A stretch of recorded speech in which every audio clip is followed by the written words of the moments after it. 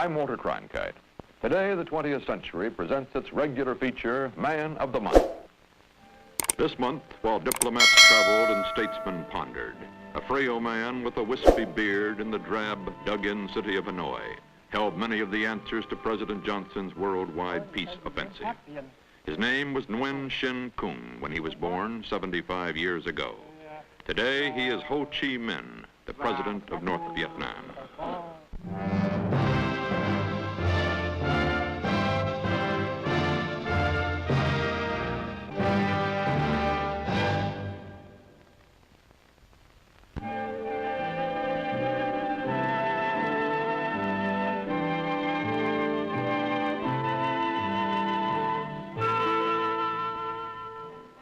Hanoi, August 1945. The man who calls himself Ho Chi Minh, he who enlightens, is greeted by delirious crowds when he arrives with his guerrilla forces after Japan's defeat. Smaller crowds greet the French, returning to their colony. Ho proclaims Vietnam's independence in September 1945. The French treat him as the head of an independent state. Years before, this same man left his homeland, became a sailor, a pastry chef in London, a photo retoucher in France, and rented a dress suit and derby hat to petition President Wilson at Versailles in 1919. Ho pleaded for independence for Vietnam. No one listened to him except the French communists. He became a founding member of their party in 1920. Then began his long march to power. Moscow, New York, Berlin, prisons in Hong Kong and China were his way stations. He assumed a dozen different names as he rose in the hierarchy of world communism, but he never lost sight of his main goal, Vietnamese independence. In the summer of 1946, in Napoleon's castle at Fontainebleau, he seeks to obtain from the French full independence for his country. Paris treats the former photo retoucher with full honors, but behind the glittering exteriors lurk the realities of post-war France. A weak government at home and strongly entrenched colonial interests overseas. Until the end, Ho hopes for an agreement. Last-minute talks with French Overseas Minister Marius Moutet fail. The handshake is that of men about to enter the ring. A man who covered the story in Hanoi, today the New Yorker magazine's correspondent in South Vietnam and author of the book, The Lost Revolution, Robert Chaplin. You could say that this was the beginning of what I have described as one of the many lost opportunities in Indochina and Vietnam to force the French into a stronger, more liberal position so that a decent alternative to communism might have been created earlier, or perhaps Ho might have been pre-Tito-fied, if you want to put it that way. This opportunity obtained until, certainly from the end of 1945 until the Indochina War broke out in November, December 1946. But there was a year there during which the French could have certainly tried harder. It was their own fault that they didn't. And myself, I blame the collapse of those negotiations primarily on the French, on the conservative element among the French. November 1946, French guns hit the port of Haiphong. A few days later, Ho's guerrillas in turn attack the French. Ho goes into the jungle. The Indochina War is on, and it is to last 8 blood-filled years. Ho's troops, called the Viet Minh, are at first equipped with a medley of old French and Japanese weapons supplemented by American arms from World War II. Communist weapons will come later. Ho's headquarters is deep in the jungle. There, he and his most trusted associates forge their plans. Vo Nguyen Giap, the guerrilla expert, Trong Chin, the Communist Party secretary, Ho Chi Minh, the president who calls himself Uncle Ho, and Pham Van Dong, a nobleman by birth, later Ho's prime minister. Only in 1950, after Red Chinese troops arrive on Vietnam's borders, does Ho have any direct contact with another communist state. His arguments are nationalistic. He stresses that the fatherland must be freed of the foreigners, the French. A daily worker editor who has since quit the American Communist Party interviewed Ho in the jungle in 1953. Joseph Sterobin, today an expert in communist studies at Columbia University. Well, I wanted to get from him under what circumstances did he think France would give up or some negotiation could take place with France. I wanted to put the thing the other way around. How is this war going to end? He replied very abruptly, when they are beaten. Well, I had come prepared for some kind of insight into the possibilities of negotiation. He was very firm on the notion that they would have to be beaten. Then I asked him about American help to France. At that time, some of the bombers that were hitting us in the jungles during the day were of American make. His attitude was, the more stuff you send to the French, the more we will capture and the stronger we will become. One of the points he made was, well, communism hasn't gone over in the Anglo-Saxon countries, which I thought was rather strange. Only a man with Western experience could say that, but only a man with a certain liberalism in his communism would suggest at that particular moment that maybe communism isn't the answer to every people. And then Ho began to talk about the days of their contact with Americans, which was, of course, in 43, 44, and 45, when the American OSS, as part of the united war effort against Japan, made contact with the Vietnamese guerrillas. He seemed to be searching for the name of the one American with whom he had had a great deal to do. And I remember it as Holland. He himself stumbled on that. He tried to remember Hall something or other. I've since learned that it was Hallowell that he had contact with. Colonel Paul J. Hallowell, former OSS man, now a Miami lawyer. When he came up and asked for arms, there were certain questions we usually asked, and one question that I asked him, and I asked him every time, was, who was he going to shoot? And he said he was going to shoot Japanese, which was fine, and we would ask the question, well, what about the French? And to give the devil his due, he would never commit that he would not use the arms against the French at some point. Had he made that commitment, he possibly might have gotten more arms than he did. When American arms do go to Indochina, it is 1950, after Korea, and they go to the French. Ho and his cabinet must hide from roving bombers in a deep mine shaft. The French know that the enemy hides below them in the jungle, but Ho's fighters have in their favor their mastery of the art of guerrilla warfare, and above all, their fanaticism.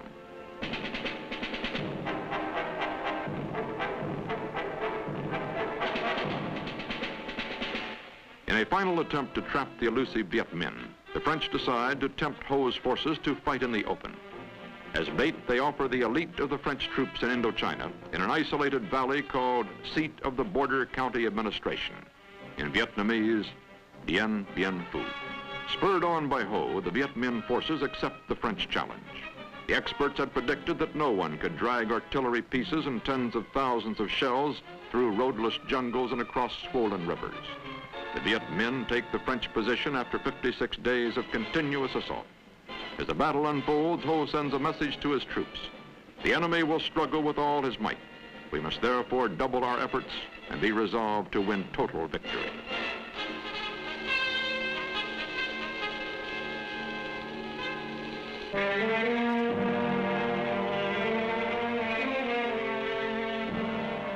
Dien Bien Phu has fallen, and the French now are ready to talk.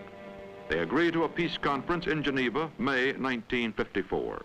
CBS News correspondent Alexander Kendrick was there. What I remember about the Geneva 1954 conference is the bright sunshine, the British Union Jack and the Communist Chinese Star flying side by side from the same lakefront hotel, John Foster Dulles' refusal to shake hands with Zhou Enlai at a diplomatic reception. There were two conferences at Geneva. First, the one on Korea, which got nowhere, and then the one on Indochina. Dulles left before the second one even began, and the United States became only an observer and didn't sign the final agreement. Molotov, the Soviet foreign minister, made the Viet Minh accept the 17th parallel as the ceasefire line, even though it meant giving up territory to the south. The Geneva agreements leave the victorious Ho Chi Minh in control of North Vietnam. The weak, newly independent state of South Vietnam survives with American support. 750,000 North Vietnamese flee to the south. Reunification elections to be held by July 1956 under the terms of the Geneva Accords never materialize. Each side will accuse the other of breaking the accords first. When Ho calls for the liberation of the South, black-garbed militia loyal to Ho will spread guerrilla warfare below the 17th parallel. At home, the backbone of his regime is the feared goose-stepping People's Army. To rebuild the North's shattered economy, Ho tries harsh collectivization measures copied from Red China. In 1956, his troops suppress a peasant revolt in his own home province. Ho blames pro-Chinese leaders for the brutal collectivization. For public consumption, Ho himself works on a primitive water wheel. He polishes his image as the gentle leader playing with children from the state-operated kindergarten near his residence, the former palace of colonial governors.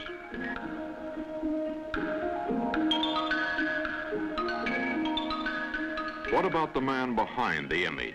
This reporter spoke with Professor Bernard B. Fall of Howard University, whose book, The Two Vietnams, contains the first Western biography of Ho.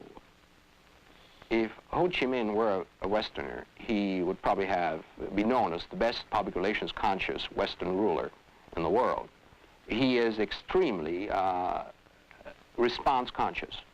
Everything is done with its effect, its ultimate effect on the populace. The uncle idea is his idea. It's Bác Ho in Vietnamese. It's Uncle Ho. Remember these words by an American officer who knew him back in '45. He says, this awfully sweet old guy. You know, well, you don't go around and call Stalin or even Gomulka or Khadr an awfully sweet guy, or even Tito. These may be at certain times not totally despicable people, but nobody will ever say of Mao Zedong he was an awfully sweet old guy. Whereas of Ho Chi Minh, this is the sort of thing come through. Now, some people say this is a 24-hour-a-day act, and it will point to the fact that when it comes down to the crunch, Ho Chi Minh in the past has at least allowed, if not ordered, the execution of some fairly old associates.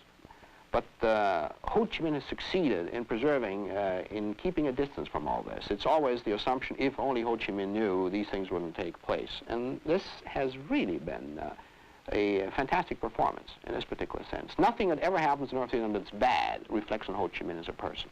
There's yet, in South Vietnam, for example, anyone who's willing to go on record insulting Ho Chi Minh as a person. I'm sure you are as aware as I of that the South Vietnamese will say a great deal about the North Vietnamese, that they're communist puppets, that they're fighting China's wars, etc., etc. But you will not find anybody who say Ho Chi Minh is a dirty bird. Some of the things that you hear in South Vietnam always is, well, when everything's been said and done, Ho Chi Minh is the George Washington of this country. And we are in the unhappy position of having to find a counter George Washington. And these people are hard to find these days, anywhere. Ho Chi Minh now begins to mend his fences abroad. In 1955, he flies to Peking and gets $350 million in Chinese aid from Mao Zedong. A year later, Khrushchev makes his famous speech attacking Stalin and inaugurating the Sino-Soviet split. Ho, though pro-Russian, is caught in the middle. He needs Russian industrial help, but cannot forget Red China's control of his communication lines. Professor Fall. It's very easy to compare Ho Chi Minh to Mao Zedong.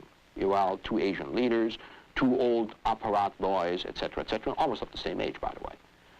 Yet the fact is, Ho Chi Minh spent 30 years in the West traveling from 1911 to 1931, to 1941, literally, when he moved into China, whereas Mao Zedong spent most of his life in the grottos and caves of northeast China.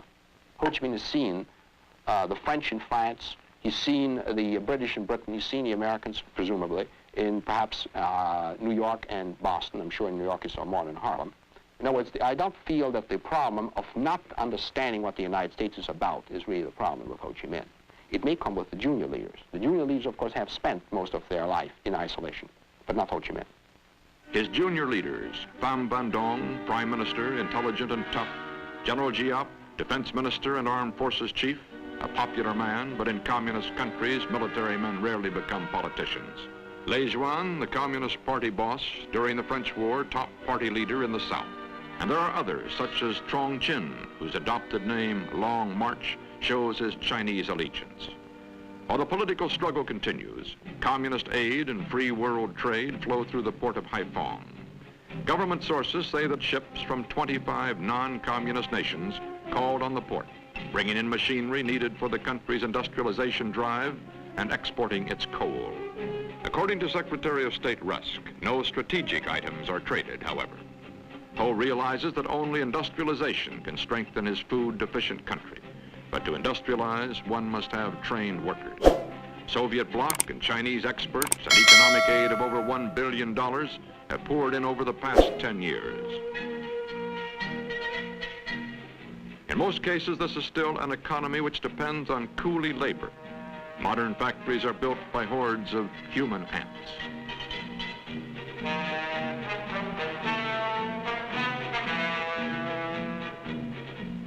Built at the expense of the living standards of the people, such achievements as the Chinese Tai Nguyen steel plant or the Russian Lam-Tao chemicals combine are nonetheless impressive. So is Ho's own performance as a fence straddler between Peking and Moscow. Again traveling abroad, he not only is well received by Khrushchev in Moscow, but he also visits most of the East European satellites and several uncommitted countries. Everywhere, Uncle Ho in the simple Mao Zedong uniform is a social hit. He also calls upon that prime example of independent communism in the world, Marshal Tito of Yugoslavia, a gesture that surely is not appreciated in Peking. Could Ho Chi Minh become such a Tito? Would he want to? The drama comes into the open in November 1961 in Moscow at a party congress. As the last of the old Bolsheviks in power, Ho, with Khrushchev, enjoys an honored place next to Hungary's Kadar and Russia's future strongman Brezhnev on the parade grandstand atop Lenin's tomb. But seemingly nothing can heal the widening breach between the Soviets and Peking.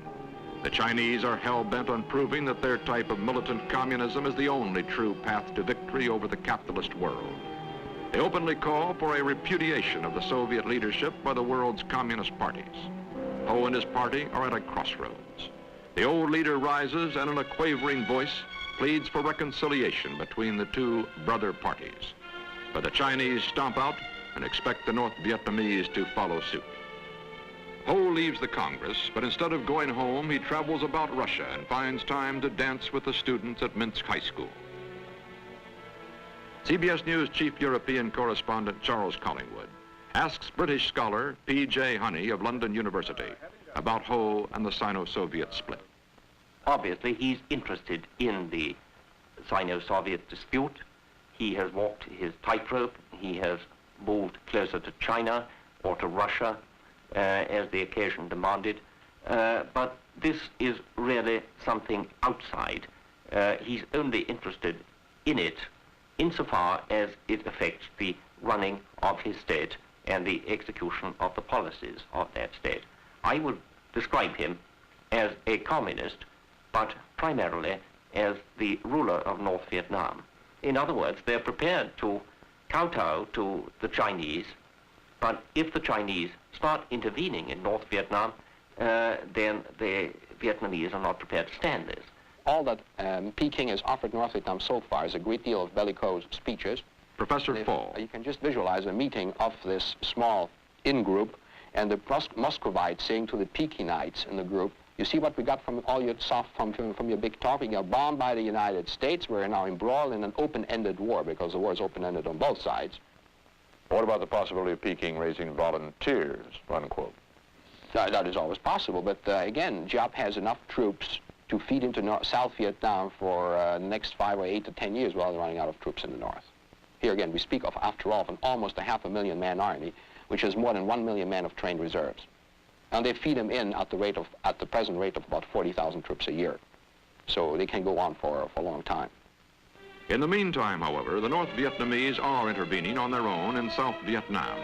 Nguyen Hue Tho, the rarely seen leader of the Viet Cong, as the South Vietnamese Liberation Front is commonly called, operates from a headquarters deep in South Vietnam's jungles. What had started out in 1957 as a guerrilla operation has erupted into a major war involving more than 1 million men. The American response to the spreading war is first to send in advisors to the South Vietnamese army.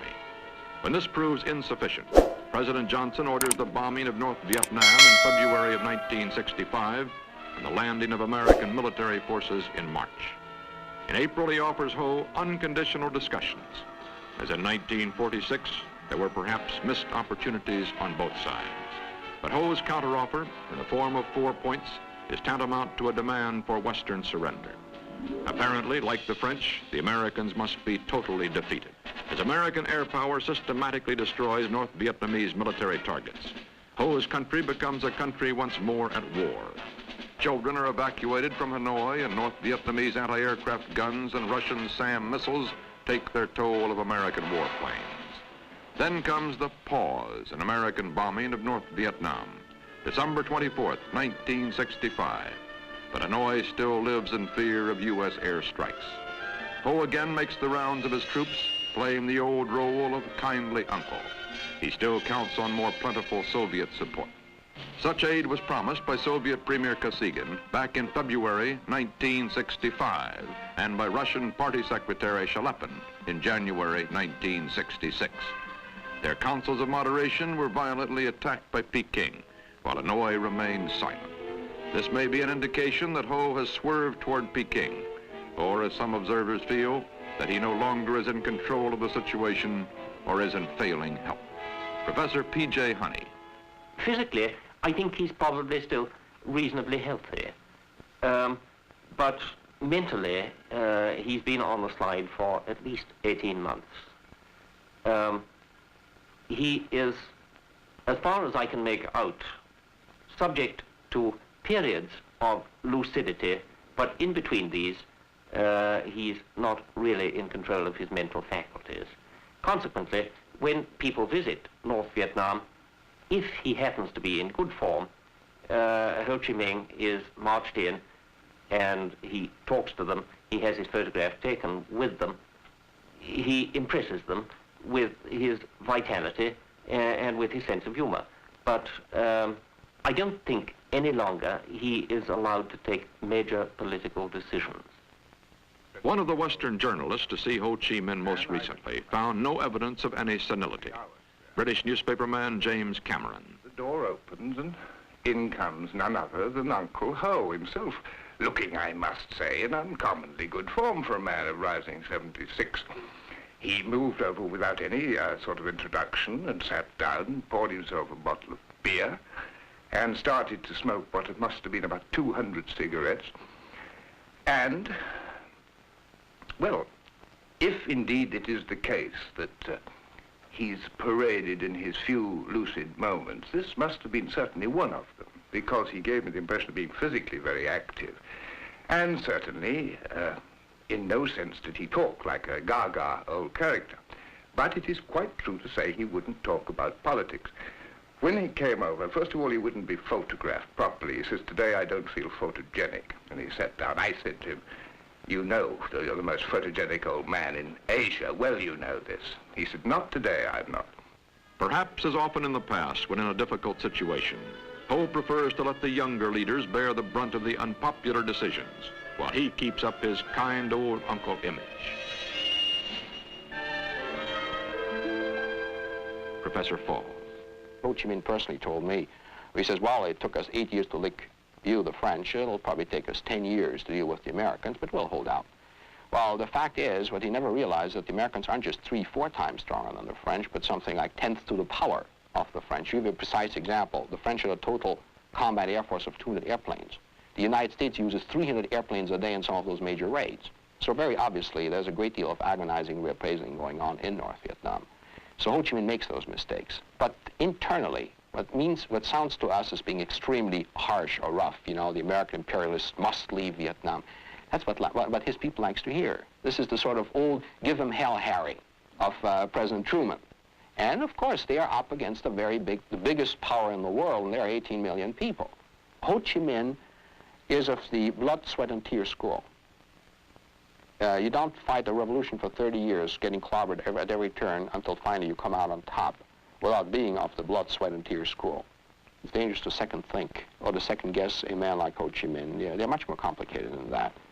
But I'm very much afraid that if Ho Chi Minh were to make up his mind that this is the war to see through, that he might just be the man to see it through too. The aged president is still a ferocious nationalist and a shrewd communist revolutionary. This month, the United States made abundantly clear its willingness to negotiate for peace. It's now up to the old man in Hanoi.